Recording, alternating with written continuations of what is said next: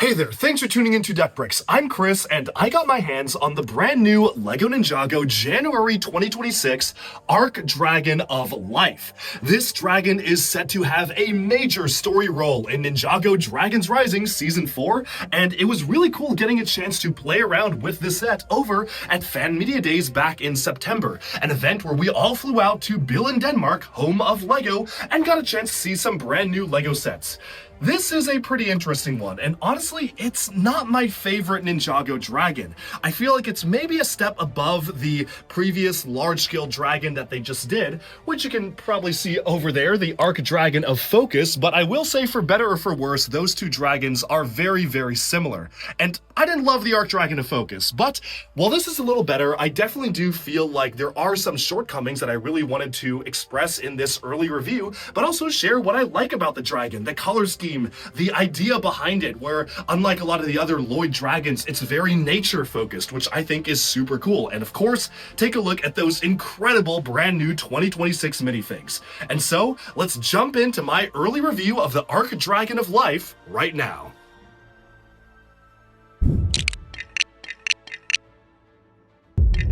This is set number 71859, the Dragon of Life. It comes with 1,050 pieces and will retail for 110 US dollars or 100 euros when it releases on January 1st, 2026. It comes with a number of brand new minifigures, including the Draconis forms for Lloyd and Cole, some brand new dragons type forms for the ninja, 3 different villains from the Earth and Acid elemental monsters to the Loyalist leader, as well as some of the other standard ninja, including Aaron in a brand new suit, Zane in Draconis armor, and Sora in a version of her Ghost Hunter suit, because it seems like Aaron and Sora are really only getting new minifigures once a year.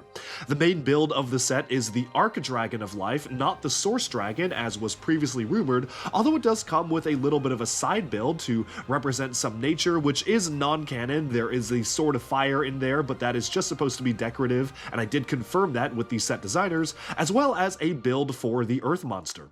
I'm going to start by taking a quick look at the side build here, where you can see the demonstration of the brand new elements for the January 2026 wave. This set includes the most of them. It's an energy leaf element, which I'm sure is going to pop up in the botanical series at some point as well. The main functionality of this side build here is the usage of the gear pieces to turn a cog on the back of the tree to allow the sword to spin. And of course, you can move down these brand new transparent green leaf pieces to reveal the Sword of Fire. Again, this has nothing to do with the story, they just figured it would be a nice little thing to have as a side build. But honestly, I kind of wish these pieces went into bulking up the dragon, and we're going to get a little bit more into that a bit later on in this review.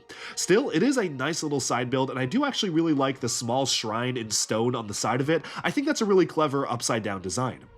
Moving on from that, we have a build for the Earth Elemental Monster. These are some of the many elemental monsters that will be appearing throughout Season 4 of Dragons Rising, and the Earth is just one of a ton of different elemental monsters split up across both the January and Summer waves. This is the largest build representation that we'll get for the January wave, and I actually really like this as a side build. It's a ton of fun to play with, and it does include all of the accessories to fully armor up the Earth monster should you want him to be able to use his claw elements as actual weapons. They actually have those on the sides of the arms, so you can actually pose him as a standard minifigure.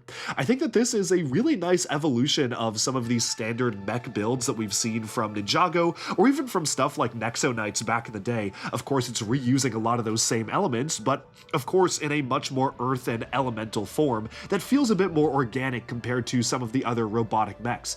I like it for what it is, and it's good to get a relatively substantial villain build. It definitely does feel like we are missing out on so many amazing villain builds lately with Ninjago because of the focus on hero sets, because those sell the best, but it's always nice to get some villain representation in something like this. Whether or not the Earth Monster will mutate into this form in the show is yet to be seen, but I really like it as a posable thing to play with, and honestly, I kind of wish it was sold by itself as a villain-focused set for like 10 bucks.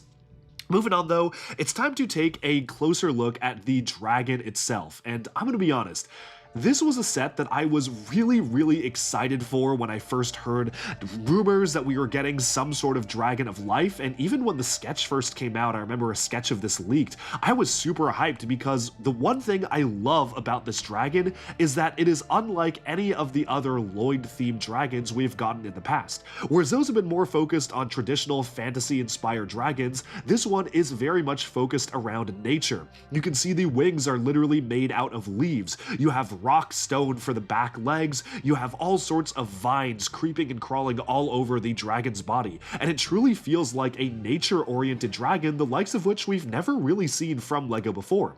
There is of course a play feature factored into the wings. Moving this lever up and down allows you to flap the wings back and forth, but unfortunately it does take a lot away from the aesthetics in my opinion. It makes the wings feel extremely technic heavy, and it also limits the posability of what you can actually do with the wings. In fact, there's no real way to make the wings flap up and down like on a traditional dragon. You can kind of move them up and down, but they're always facing front, and because of this action, you have a very awkward way of moving the wings that honestly, I feel like were not necessarily worth the trade-off to have that action feature be built in.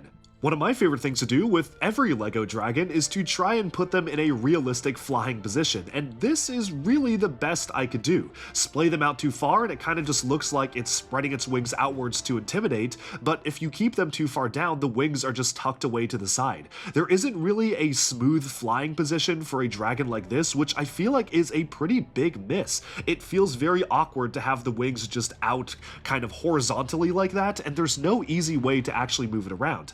Add to the fact that the head is permanently upwards in the neck right there, where you can't actually move the neck forwards, and I definitely feel like it is very awkward to pretend like this is flying. I think that this position is the best I could do, kind of making it look like it's diving, but you can't even splay the wings out more than that. This works alright, and honestly, now that it's in my hands, I definitely do feel like this is a little bit better than I thought, but it still feels very awkward to be able to pose this around, because as soon as you move the wings a little bit, you just splay them outwards, and then you have that very awkward bit of Technic beams and lift arms that make up the most of the wings. So all in all, I definitely am not the biggest fan of the posability on this one, and I feel like there's probably some way to integrate the action feature of having the wings splay out without having to make so many compromises on the articulation.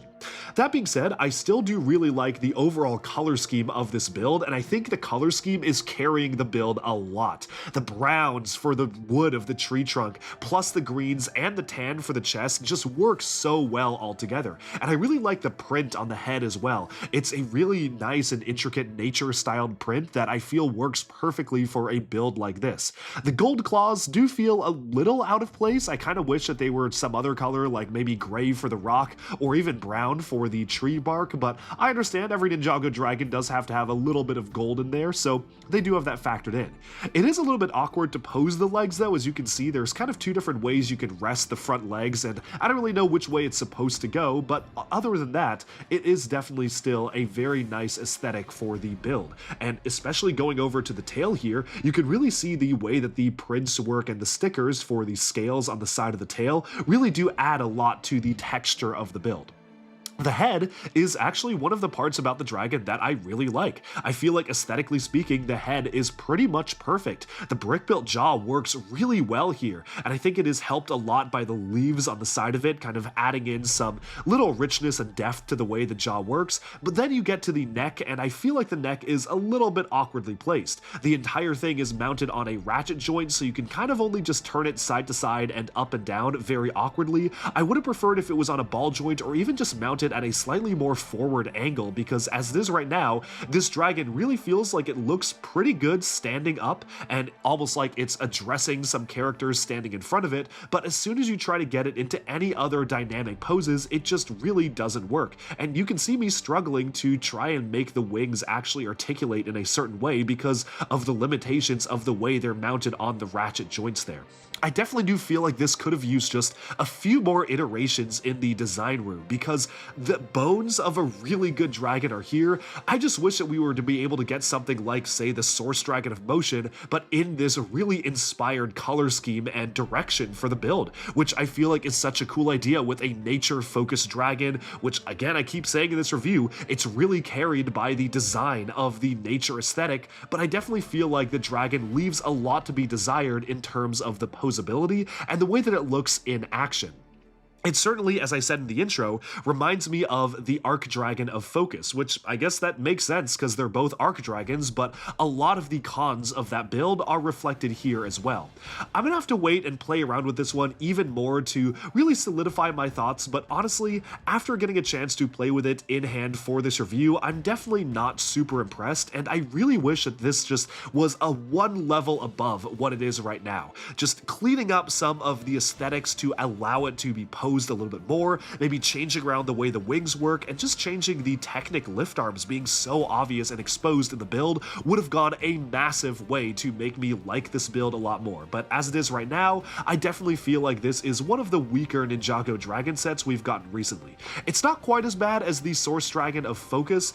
It's not quite as bad to me as the Arc Dragon of Focus, which in my opinion is maybe the weakest Ninjago dragon in recent years, but it's pretty close to it. And it definitely feels like, yes, we have been spoiled by amazing dragon builds like the Source Dragon of Motion, which really raised the bar for LEGO Ninjago dragons, and this just feels like something that maybe would have come out a few years ago. It's not bad, but it's just kind of in the mediocre category to me, and especially for a design as inspired as this and the aesthetics being as cool as they are, I really wish that this was just a little better than what it actually is right now. But, of course, this is not the only thing to talk about in the review, and it is time to take a much closer look at the minifigures, because these minifigures are pretty phenomenal, and I have a lot to say about them. So let's jump into them right now, starting off with, of course, the Earth Monster. This is one of my favorite new villain designs for Ninjago, and I feel like they really continuously outdo themselves with villain designs, especially for Dragon's Rising, and this one is no different. He features a piece that they utilize for both the claws and the headpiece, which I think works really, really well. It's a dual molded piece with gunmetal gray claws and dark tan rocks for the top of the head, which I just think is super, super cool to use. The crystallized armor piece is also being used in transparent orange, which is a new color for that, and the entire aesthetic of the creature just feels very elemental, which is what it's supposed to be. It feels like this is rocks or earth come to life. And really, my only complaint is that all of these elemental monsters, as you'll find out in my designer interviews, are supposed to be mutated and corrupted versions of all of the main ninja elements. So this wave, we have the acid snake, which is kind of a corruption of water. We have the mutation monster, which is a corruption of life. But then we have the earth monster, and I just kind of wish they came up with a different name for him. I don't know, maybe calling him like a mud monster or a sand monster. Just something other than earth, because it feels a little bit silly for all of them to have cool and twisted versions of the elements, and then this one is just earth. Moving on from that though, we have our look at the acid monster here, and this one is easily my favorite out of the elemental monster designs revealed so far.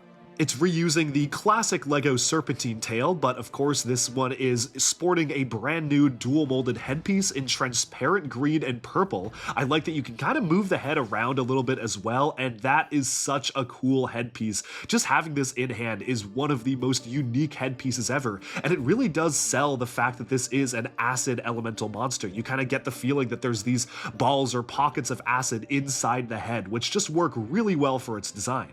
This is not a serpentine or anything like that, it's its own thing as an elemental monster, but I just think it works super well. Next up we have the Loyalist Leader, and in comparison to the elemental monsters the Loyalist Leader is commanding, the minifigure is honestly not that interesting. I feel like the staff is nice enough. It is kind of something a little bit reminiscent of like Master Chen's staff in it that it's built out of just existing elements, but there is no specialized piece for the hood here. It's just using the standard hood, and just wait for the big reveal. Yes, this is the Imperium scientist Dr. LaRoe. In terms of how she was able to become the main villain villain of this season, and why she is leading the elemental monsters, we're gonna have to wait till Dragon's Rising Season 4 to find out. But I do like how, in retrospect, you really do get the sense that these are Imperium-styled robes. You have the dark red and the gold factored in with the black, which works really well for an Imperium-style design, which is where the character originates from, and it's a really clever way to factor that into the minifigure. But moving on from the villains, it's time to take a close look at the Draconis forms of the ninja, starting off with Lloyd. The ninja are completely decked out in these forms, featuring a brand new tail element, recolored versions of the Dragonian wings in different colors to correspond with the ninja suits, and a brand new dual molded component, which features the lime and bright green for Lloyd right there. These forms will actually appear as is in the show, and finally, the Dragon's Rising kind of mask elements are going to be canon to the TV series, which they did state that in their Draconis forms, they're not going to look like this. Instead, they're going to have these specialized versions for their eyes, which I think is going to look really cool. There's a new armor piece as well included for the ninja, which honestly is a little wide for my liking. It looks okay here when you have the big tail and the big wings, but I think on these standard minifigures, it's a little bit too large for them. Moving on for Cole though, this one also is a really nicely detailed figure. Again, you can see that big tail element just brand new for these figures, which is going to be very, very fun to display. And overall, I definitely do have a lot of thoughts on how these look, and I'll share a lot more thoughts in January when I actually have all the minifigures in hand to showcase the suits. I think some look better than others. Cole here is heavily relying on the orange, which I think works for his color scheme. Lloyd is featuring lime as well, which I think works pretty well too, but then some of the other ninja are a little hit or miss in terms of the colors that they used, and I definitely like some more than others. The torso printing is also remarkably simple, and I definitely feel like I was a much bigger fan of the crystallized dragon forms featuring the transparent components. I just thought those looked a lot cooler than these. These ones are alright, and they certainly are very unique for Dragon's Rising. I'm very curious to see how this appears in the story, but in terms of a dragon form for the ninja, I feel like the crystallized ones were just a little bit more decked out.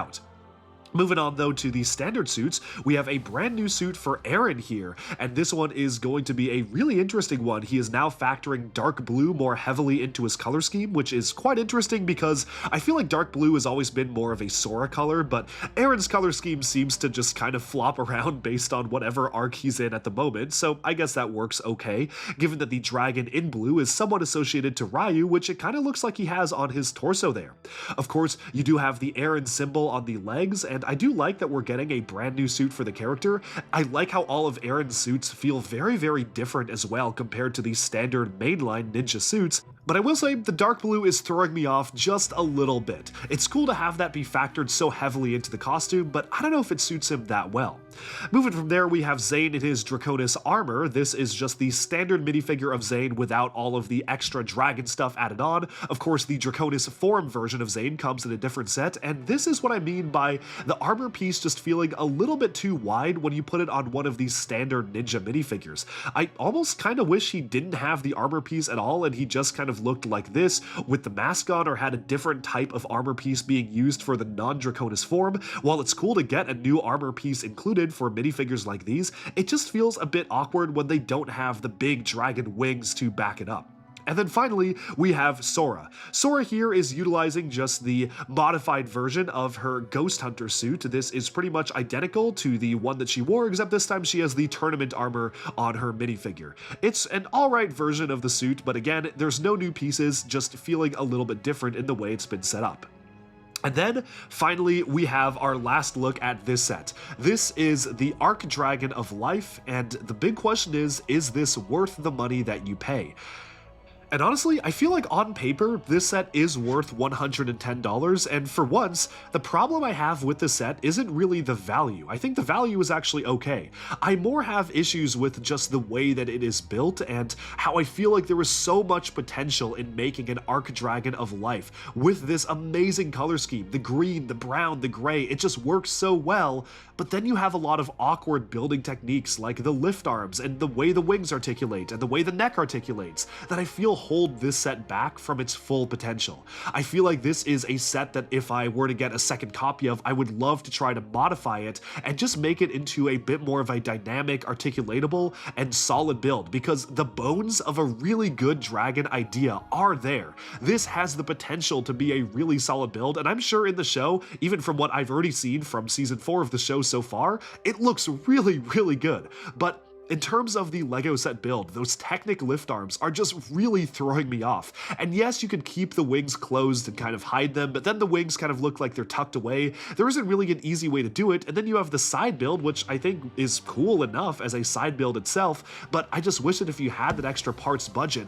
I would have loved to see that level of parts go into making the dragon a bit more fleshed out and improving the aesthetics of the build as a whole. So all in all, I'm very mixed on the set, as I am with honestly the entire Dragons Rising Season 4 wave. I think the January wave is going to be a pretty controversial one. I'm not the biggest fan or vibing with most of the sets, and I'm going to save that for the main set reveal video, which is coming out probably later today or early morning tomorrow, because there's a million videos coming out on this week. But in terms of this set alone, it just feels like this is maybe my favorite of the Dragons Rising sets releasing in January, but that's not a very high bar, and I just really wish that they were able to do a little bit more to make this set feel a little bit better in terms of what I would expect to see out of a modern LEGO Ninjago Dragon. Still, that being said, I do think the value is there. If you see the set and you like it and you want to get these minifigures, then I definitely would recommend it. It's a little bit tricky in this case because there are things about the set I really like and then things about the set I really dislike. The minifigures though are fantastic. I really don't have much to complain about any of the figures. Getting new suits for so many of the different characters and a wide assortment of villains is always fantastic to see. And I certainly cannot wait to see what those Draconis form ninja look like animated, because those are awesome to see.